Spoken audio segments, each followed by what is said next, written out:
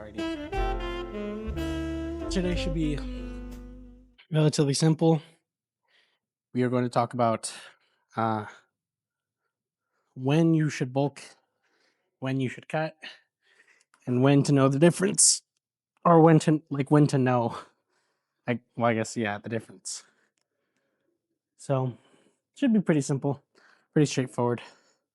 So I'll do our 2 sets, and we'll start talking about it over there at Cable Crunches.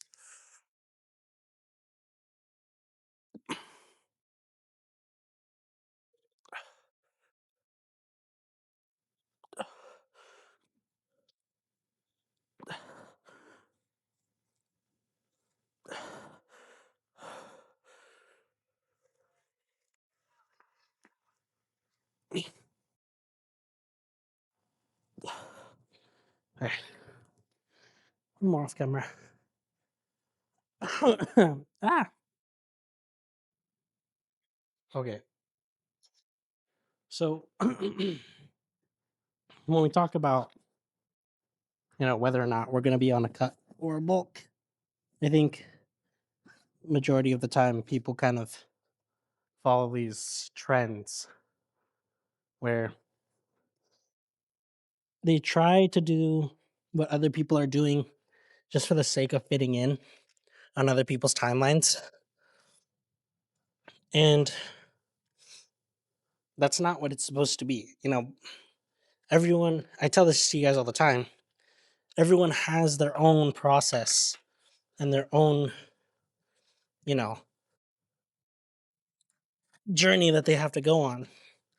And the same thing can apply to your progress.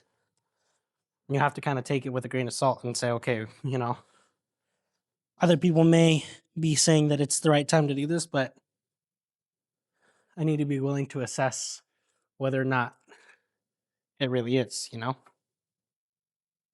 So for me, I always kind of tend to do what I think is best. If you are overweight and you're trying to lose weight, I would suggest losing weight first, just because I feel like the ability to eat is something that a lot of people already innately have. We're just hungry, or at least that's how I am. I'm someone that's constantly pretty hungry all the time. So eating more necessarily isn't the most difficult thing for me to do. But if you are someone that has trouble with appetite, then it might be a little bit different. You might want to structure your programming a little bit differently than how I do it. Um, so we'll go over like what these periods are meant to do, how we can kind of get the most out of them, and then yeah, no, that should be the majority of the topic. So let's start with bulking. Bulking is meant to be a period of time where you are consuming more calories than normal, but not calories in the sense of just junk food, but calories in the sense of things that are going to aid you in building more muscle. For example, if I'm going on a bulk, I'm not going to go and eat 4 pints of Ben and Jerry's because I feel like I'm hungry and I feel like that's going to help me in the gym. Um, we have to remember that food is a tool. Food is something that we use to work towards a goal. So if you are putting in food that isn't nutritionally valuable to your body isn't going to do anything with it. It's going to take whatever it can from whatever you're eating. But if it's not, you know, in and of itself beneficial to what your goal is, it's not going to be able to do much with it. Um, so what I recommend is eating the correct amount of protein, right? 1 gram of protein per pound of body weight, and then just playing with the carbs and the fats. So like, um, you know, if you were dieting down before, maybe surplus of 200 grams of carbs um, is more than enough. But I don't know. Some people are different. Some people respond to a little bit more. Um, some people respond to less. You know, so you have to kind of do this case by case basis thing and sort of determine for yourself what your body responds to best. Now, for cutting, it's a little bit more clear cut because cutting is really just being in a deficit, you're eating less food pretty much, and you're burning more calories than you're eating, which is relatively simple. But I would recommend um your like is a 200 calorie 200 to no 300 to 400 calorie deficit, because that is steady enough that you'll see progress on a weekly basis, but it won't be progress in the sense where you're starving yourself to death, and you're having to like wake up and eat ice cubes at night. There are a lot of people that tend to try and do all the cutting at once, right? Maybe in like the first month, and that process sometimes works, but what ends what's what ends up happening for the most part is a lot of people tend to either cheat on their diet because it's too rigid, or they you know they lose a lot of the muscle that they had because they're not feeding their body properly and their body's starving essentially. You're gonna come to the gym when you're starving yourself that way. You're gonna come to the gym and you're going to lift lighter weight because you don't have the energy you need to push the weight you need to be pushing. And so what your body does, it says, "Hey, we're not using this muscle. We might as well get rid of it." And so it gets rid of a lot of what you would say would be your progress on that bulking period. So we want to avoid that at all costs. We want to make sure that we're in a not in a comfortable spot, but we're not too uncomfortable, right? There is this space where you are pushing your body too far and you're not allowing your body to adapt.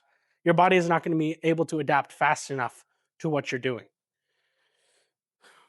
So don't do these processes, these very long and arduous processes. Don't do them because someone else is doing them, and don't do them on their timeline.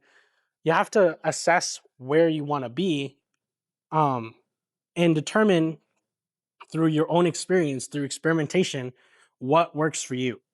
And yes, it's going to be, a process. It's going to be something you have to learn from, but it's much more worth it than taking someone else's word for it and then getting mediocre results because you decided to listen to someone else, because you decided to listen to, some popular influencer or whatever. All right. So we got two sets of this and then decline sit-ups, and we'll check things out.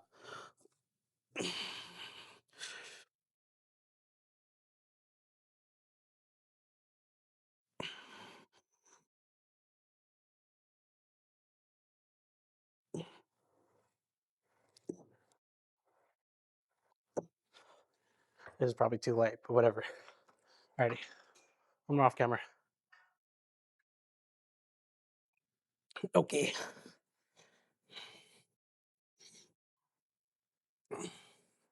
Brother, what is this doing here?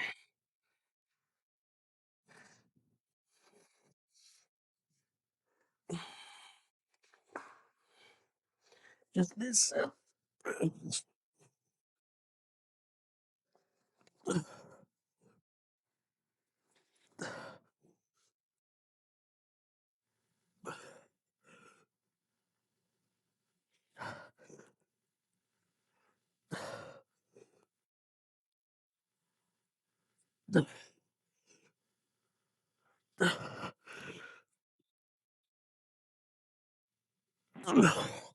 Why is it so much heavier? What the hell?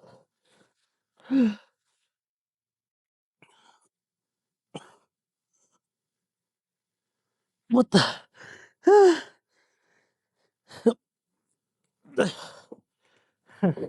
Okay, I'm off camera. Alrighty. As we're looking today, if you did enjoy the content, please drop a like and subscribe, and I will see you guys in the next video.